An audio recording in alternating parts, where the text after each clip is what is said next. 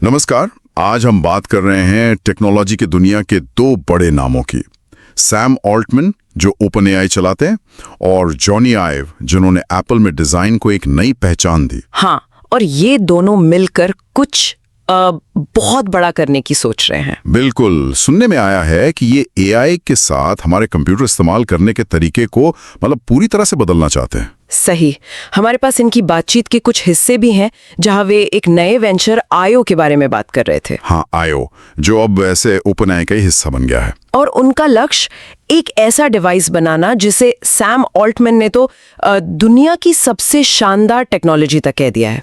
तो चलो जरा ऐसे समझते हैं कि आखिर ये है क्या। देखिए, ये पार्टनरशिप अपने आप में बहुत सिग्निफिकेंट है। सोचिए, एआई का आज का सबसे बड़ा नाम सैम और डिजाइन की दुनिया का वो महारथी जॉनी आइव जिसने बरसों तक एप्पल के प्रोडक्ट्स को शक्ल दी। हाँ, एक तरफ दिमाग, दूसरी तरफ खूबसूरती और इस्तेमाल में आसानी। बिल्कुल।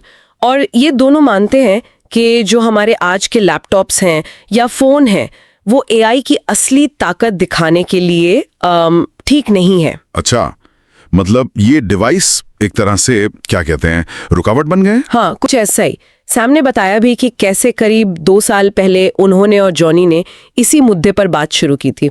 सैम तो ओपन एआई देख रहे थे और जॉनी की अपनी डिजाइन फर्म है लव फ्रॉम, जिसे सैम दुनिया के बेस्ट डिजाइन टीम मानते हैं ना। हाँ, तो उन्हें लगा कि इन दोनों के अलावा ओपन एआई और लव फ्रॉम के अलावा एक तीसरी चीज चाहिए, एक अलग कंपनी जो खास तौर पे नए हार्डवेयर पर फोकस करे। और वहीं से आयो की शुरुआत हुई। एग्जैक्टली। जॉनी ने इसे करीब साल भर पहले कुछ टॉप के इंजीनियर्स के साथ शुरू किया। हार्डवेयर वाले, सॉफ्टवेयर वाले, फिजिक्स, रिसर्च, मैन्युफैक्चरिंग, हर तरह के एक्सपर्ट्स। सिर्फ सॉफ्टवेयर नहीं, बाकायदा एक फिजिकल प्रोडक्ट बनाने की पूरी तैयारी। बिल्कुल। और अब ये पूरी टीम, ये पूरा विजन ओपन एआई के साथ जुड़ गया है। तो मकसद साफ है, ऐसे डिवाइस बनाना जिनसे एआई को यूज करना बच्चों का खेल हो जाए। कोई भी जिसके पास आइडिया हो उसे आसानी से हकीकत बना सके। हाँ, और सैम तो उस पहले प्रोटोटाइप से इतने इम्प्रेस हुए कि उन्हें लगा ये टेक्नोलॉजी दुनिया बदल सकती है। पर सवाल यह है कि उन्हें ऐसा क्यों लगता है कि मौजूदा तरीके लैपटॉप, कीबोर्ड, माउस ये सब नाकाफी हैं? जॉनी का तर्क बड़ा सीधा है। वो कहते हैं कि हम आज भी दशकों पुरानी टेक्नोलॉजी के इंटरफेस यूज कर रहे हैं। कीबोर्ड, माउस, स्क्रीन, ये सब कितने पुराने हैं। हाँ, बात तो सही है। सैम ने उदाहरण भी दिया था, जैसे अब चैट जीपीटी से कुछ पूछना हो तो पहले लैपटॉप खोलो, फिर ब्राउजर खोलो, फिर टाइप करो। हाँ, ये सब एआई की स्पीड और उसकी जो क्षमता है उसके साथ मैच नहीं करता। एआई इससे बेहतर डिजर्व करता है, एक ज्यादा आसान, ज्यादा इंट्यूटिव तरीका। और सुनने में आया है कि इस पार्टनरशिप की शुरुआत भी बड़ी दिलचस्प रही। हाँ, कहते हैं कि जॉनी के बेटे चार्ली ने सबसे पहले चैट जीपीटी इस्तेमाल किया और अपने पिता को सैम से मिलने के लिए मनाया। अच्छा, और जब सैम और जॉनी मिले तो उन्हें लगा कि टेक्नोलॉजी को लेकर उनकी सोच, उनके वैल्यूज काफी मिलते जुलते हैं। बिल्कुल।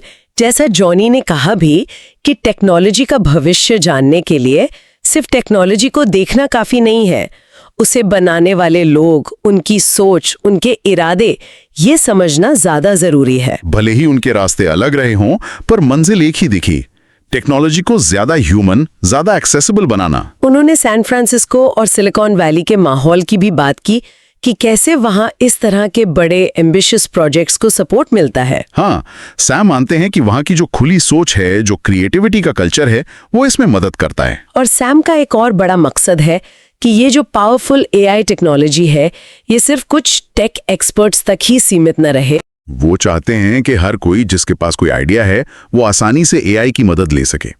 ये कोई मुश्किल टूल ना बन जाए जिसे सिर्फ स्मार्ट लोग ही यूज कर पाएं। तो कुल मिला के बात यह है कि एआई और डिजाइन के ये दो बड़े नाम मिलकर हमारे टेक्नोलॉजी यूज करने के तरीके को जड़ से बदलने की कोशिश में है। उनका मानना है कि एआई की इस क्रांति के लिए हमें नए औजारों की जरूरत है। हमारे मौजूदा लैपटॉप और फोन शायद इसके लिए काफी नहीं है। हाँ, और आयो का ओपन एआई में मिलना इसी दिशा में एक बड़ा कदम है।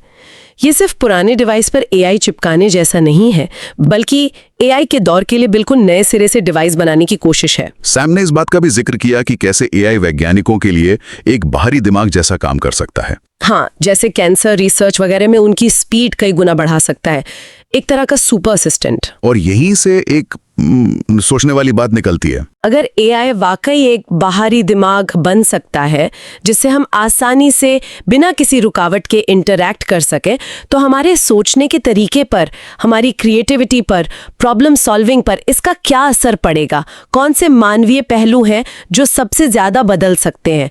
ये भविष्य के लिए एक बड़ा सवाल है जिसके बारे में सोचना चाहिए।